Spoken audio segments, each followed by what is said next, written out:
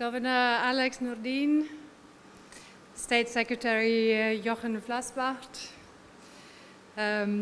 President of the IUCN Zhang Xinsheng, and Director General Hadi Daryanto. Ladies and gentlemen, friends, selamat pagi. Let me start by thanking the Indonesian Minister of Environment and Foreign Affairs for inviting us and gathering us all here today for the Bonn Challenge Conference. And of course, a big thank you also to Governor Alex Nordin for hosting us in Palembang. And I'd like to add a congratulations to you as well, Governor, for establishing the Sumatra Green Growth Forum. I'm really happy to be here today to take part in the Asia Regional Bonn Challenge meeting. And I'm looking forward to our discussions today. Certainly the relevance of the topic is very clear. The world is already at the point where just reducing carbon emissions will not be enough. We must also actively remove carbon out of the atmosphere.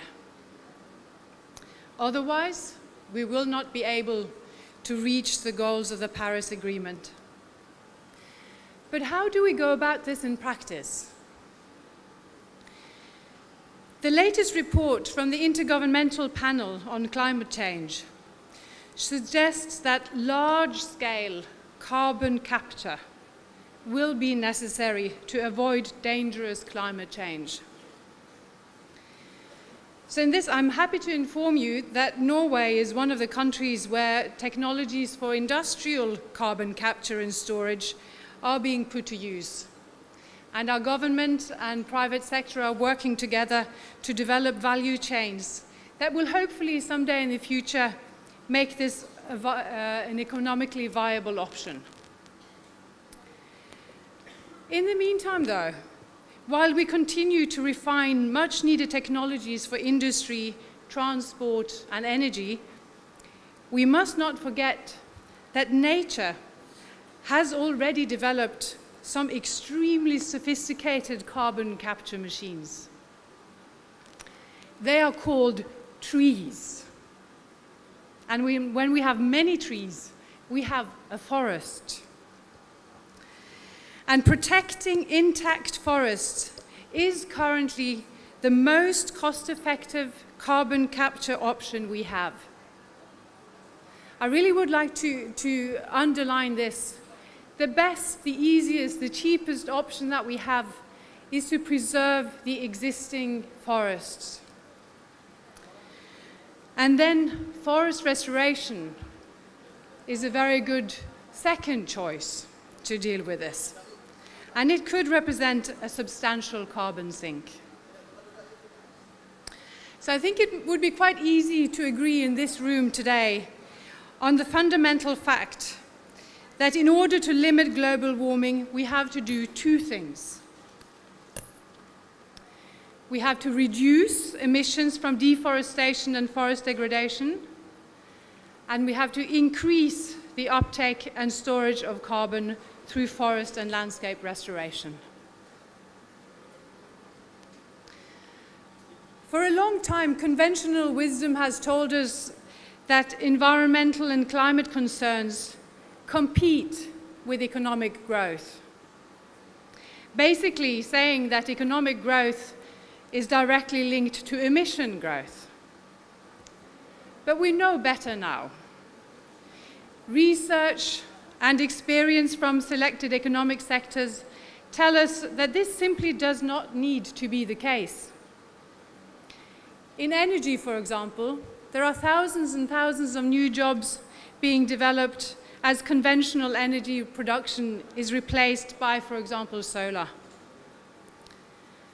In sustainable land use, we have only seen a tiny glimpse yet of the future benefits for landscapes and livelihoods arising from improved management and intensified production, as opposed to expanded production.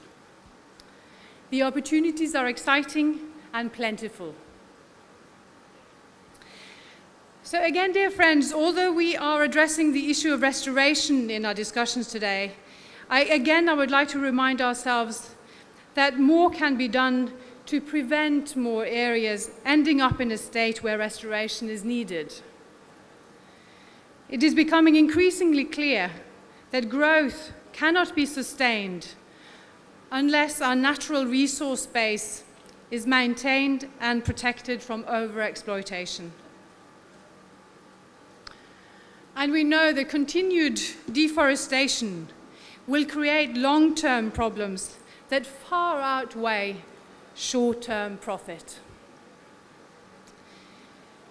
We face a growing population and resource demands. We need to increase agricultural output to feed 2 billion more people by 2050. We also need to use our resources, especially water, more efficiently. And we can no longer face these challenges simply by creating new problems that will damage our local and national economies, now and in the future.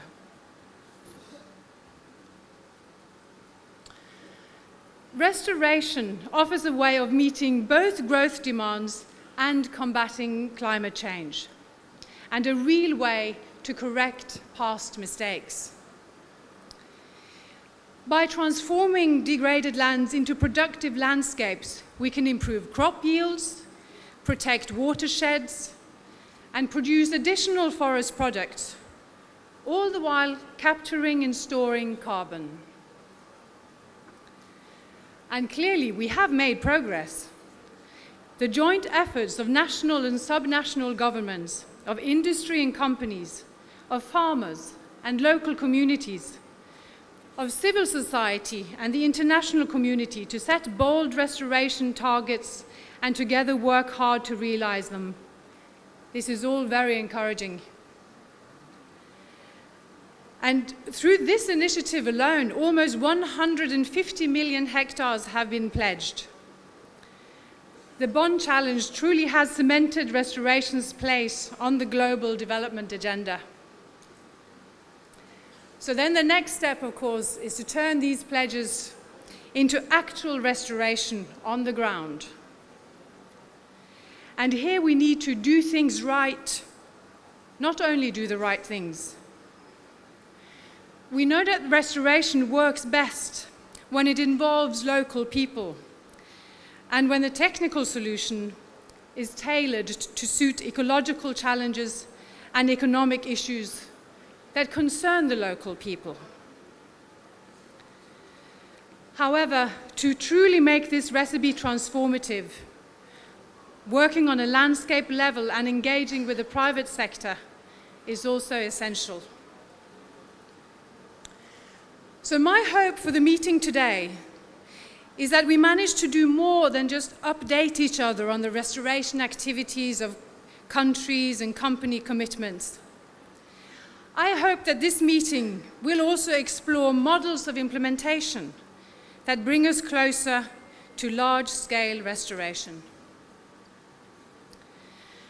So in closing, I would like to take this opportunity to commend Indonesia on their national and provincial leadership, not least for their efforts to combat peat and forest fires through systematic restoration and rewetting of Indonesia's vast peatlands. Pak Nazir, you have a big job ahead of you on this one. But Norway will continue to be a committed and strong partner for Indonesia in all of this work. We believe that Indonesia is actually at the moment in a political and an economic situation that is conducive to making the big transformative shift towards a truly green economy, where restoration of degraded lands can play a major role. So, with this formidable task on our plates today and ahead of us in the future, I look forward to constructive discussions and to hearing all the good ideas and models that can be presented throughout today. Thank you very much.